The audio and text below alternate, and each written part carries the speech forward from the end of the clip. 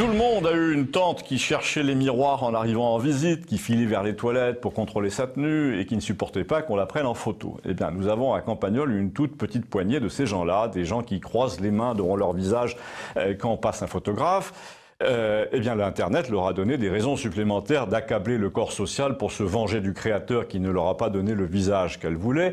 Ça s'appelle le droit à l'image. Notons qu'au début, ce droit était l'expression d'une simple modestie. On réagissait comme ça par humilité, on ne voulait pas voir traîner partout sa propre figure parce qu'on ne l'aimait pas. On ne voulait pas laisser circuler des photos qu'on n'avait pas approuvées parce qu'on avait des complexes. Mais désormais, les raisons profondes ont changé. Depuis l'apparition de l'enfant roi, par exemple, c'est plus par modestie, mais par excès d'orgueil qu'on prétend contrôler l'image que l'on donne ou que donnent ses enfants. En somme, on se prend pour Johnny Hallyday, attaquant closer. Ça donne l'illusion d'être important comme ça. Et puis, pour parler comme les gens du comptoir de Campagnole, on croit que les gens en ont quelque chose à foutre de voir deux gamins de 8 ans avec leur vélo devant la fontaine sur un journal régional, mais c'est pas le cas. On a vu des mères exiger au nom du droit à l'image que leur fils soit retiré d'un film documentaire tourné dans la cour de l'école et qui montrait les gosses en train de jouer au ballon.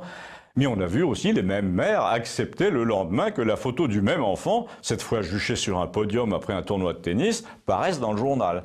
On a vu des auteurs de blogs recevoir des remontrances à domicile pour la publication d'une photo de classe d'après-guerre, laquelle par nature n'avait rien d'intime, puisqu'on en a tiré 40 le jour même et qu'en plus ça se passait en 1965. On a vu des rédacteurs en chef traînés au tribunal par des passants à moitié flous qui regardaient la mer derrière Elton John, mais qui trouvaient qu'on leur avait volé leur image.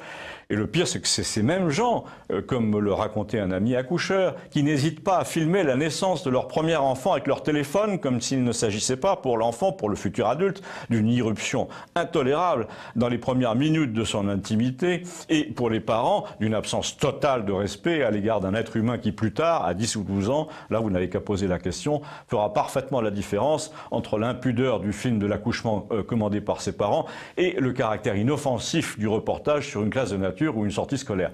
Et je parle même pas de ces familles qui se déplacent en bande pour aller assister à un jeu télévisé dans les studios de la Plaine Saint-Denis avec des gosses de 4 ou 5 ans à qui personne non plus n'a demandé leur avis pour les faire participer aux grands messes à la consommation dans le genre Une famille en or ou La rue de la Fortune.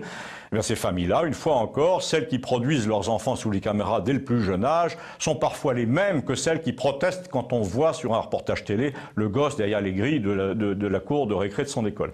Alors il serait temps d'expliquer, notamment aux enseignants et aux élus, que le droit à l'image ne consiste pas à faire découper les fichiers de quelqu'un à sa demande partout où passe un photographe. La loi dit que la vie sociale, la vie urbaine, échappe à ces pudeurs malvenues, sauf si on dérobe un moment d'intimité, mais l'arrivée du Tour de France n'en fait pas partie, et la photo de classe non plus.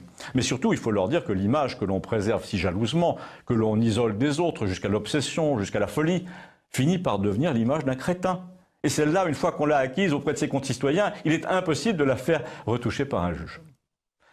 Vous avez sûrement croisé des gens obsédés par leur image. Dites-le moi, merci.